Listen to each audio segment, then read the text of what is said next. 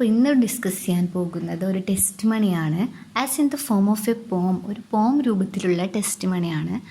Breaking the silence, written by Janice Mirikitani. Breaking the Silence. This is a poem. It's a testimony against the injustices experienced by Japanese Americans when they were put into internment in America during the World War II.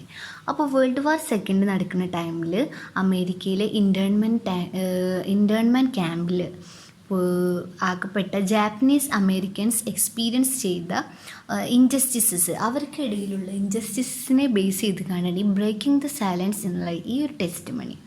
It is written as in the form of a poem. The testimony is in the form of a poem where the poet narrates accounts of her mother before the Commission on Wartime Relocation and Internment of Japanese American civilians in 1981. അപ്പോൾ ഇതിൽ ഈ Janis Mirikitani express ചെയ്യുന്നത് എന്താണ്? Accounts of her മദറിനെ കുറിച്ചാണ്. Before the commission മുമ്പ് on war time relocation, അതുപോലെ തന്നെ ഇൻറ്റേൺമെൻറ്റ് ക്യാമ്പിലായിരിക്കുമ്പോൾ, ആ വേൾഡ് വാർ സെക്കൻഡിൻ്റെ ആ ഒരു ടൈമിൽ ഇൻറ്റേൺമെൻറ്റ് ക്യാമ്പിലായിരിക്കുമ്പോൾ ഉള്ള ആ ഒരു ഇൻസിഡൻസിനെ കുറിച്ചുമാണ് ജാനിസ് മിരി കിതാനി ഇതിൽ എക്സ്പ്രസ് ചെയ്യുന്നത്. അപ്പോൾ ഓദറിനെ കുറിച്ച് നോക്കാം. Janice Mirai Kitani is a Japanese-American poet, dancer and activist, well known for her anti-war campaigns and her works against institutional racism and exploitation of women and poor. അപ്പോൾ കിതാനിയുടെ മോസ്റ്റ് ഓഫ് ദ വർക്ക്സ് എന്തിനെ കുറിച്ചായിരുന്നു? Against institutional racism and also exploitation of women and poor. അപ്പോൾ മേജറായിട്ടുള്ള poetry collections ആണ് a week in the river, shedding silence, we, the dangerous, new and selected poems and love works etcetera. Then in 2000 she was named the second poet laureate of San Francisco. അപ്പോൾ 2000 Janis Miri കിതാനിയെ ഒരു second poet laureate ആണ് ആയിട്ട് എന്താക്കി, എങ്ങനെ, സാൻ ഫ്രാൻസിസ്കോയിൽ. Then born and raised in കാലിഫോർണിയയിലാണ് ജനിച്ചതും വളർന്നതൊക്കെ, US. Then she and her parents were interned in an Arkansas camp during world war second. പക്ഷേ അപ്പോൾ അങ്ങനെ ആകുമ്പോൾ ജാനിസ് മിരി കിതാനിയും പിന്നെ അവരുടെ പാരൻസിനെയും ഇൻറ്റേൺഡായി എവിടെ, ഈ ഒരു ക്യാമ്പിൽ, ആർക്കൻസാസ് എന്നുള്ള ക്യാമ്പിൽ, എപ്പോൾ, ഡ്യൂറിങ് ദ വേൾഡ് വാർ സെക്കൻഡിൽ. Later, they were shifted to Chicago while growing up in America after World War II. She went through emotional isolation as an Asian American, racial prejudices and sexual abuse from her stepfather. അപ്പോൾ ഇത്തരത്തിലുള്ള ഈ ഒരു sexual അബ്യൂസും racial പ്രെജുഡൈസസും ഒക്കെ നേരിടേണ്ടി വന്നു. Sexual abuse from her step father. Her poems often deal with the trauma of her past experiences. അപ്പോൾ ഈ ഒരു പോയത്തിൽ പറയുന്നത് ജാനിസ് മിരി കിതാനിയുടെ പാസ്റ്റ് എക്സ്പീരിയൻസസ് ആണ്. She is also an activist working for the rights of the marginalised communities and runs an organisation names Glide Foundation for providing support to them. അപ്പോൾ Janice മിരി കിതാനിയുടെ ഈ ഒരു ബ്രേക്കിംഗ് ദ സൈലൻസ് എന്നുള്ളൊരു പോയത്തിലേക്ക് നമുക്ക് കിടക്കാം. It deals with the experiences of Japanese Americans when they were put into internment during the World War II. അപ്പോൾ ഈ ഒരു ഇതിൽ മിരി കിതാനി എക്സ്പ്രസ് ചെയ്യണത് ജാപ്പനീസ് അമേരിക്കൻസ് ഫീൽ ചെയ്ത ഒരു ഇൻസിഡൻസ് ആണ്. എപ്പോൾ, വേൾഡ് വാർ സെക്കൻഡ് ടൈമിൽ അവരെ ഇൻറ്റേൺമെൻറ്റ് ക്യാമ്പ്സിലായിരുന്നപ്പോൾ ഫേസ് ചെയ്ത് ഇതിനെക്കുറിച്ചാണ് മിരി കിതാനി പറഞ്ഞത്. The poem discusses the silence of her mother's generation of Japanese Americans about how the were dehumanized and isolated during the internments years in Africa.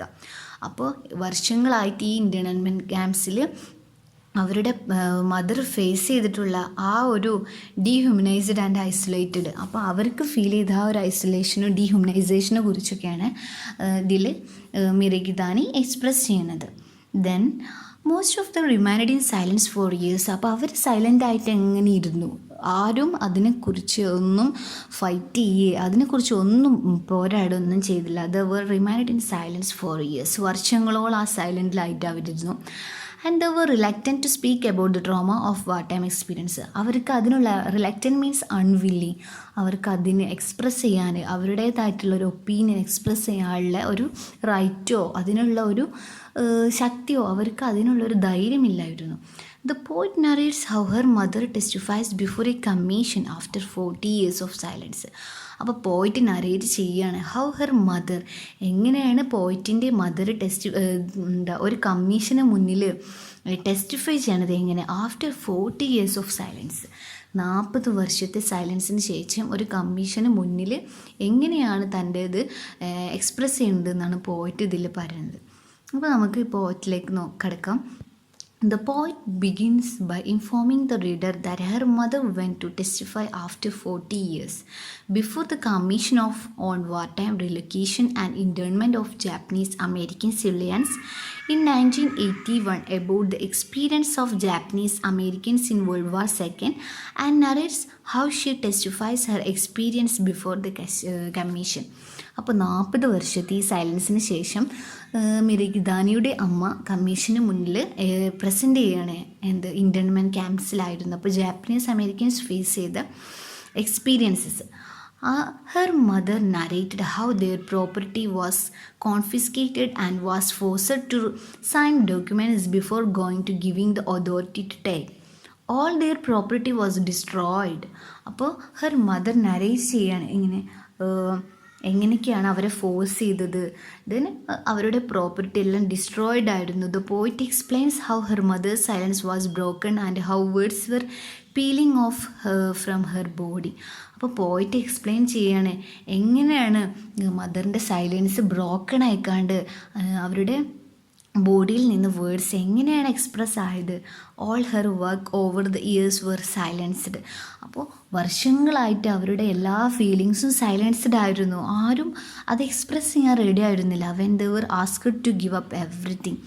അപ്പോൾ എന്തെങ്കിലും ഒന്ന് ചോദിച്ചാൽ തന്നെ they all are silenced. The poet laments that the colour of their skin betrayed dum.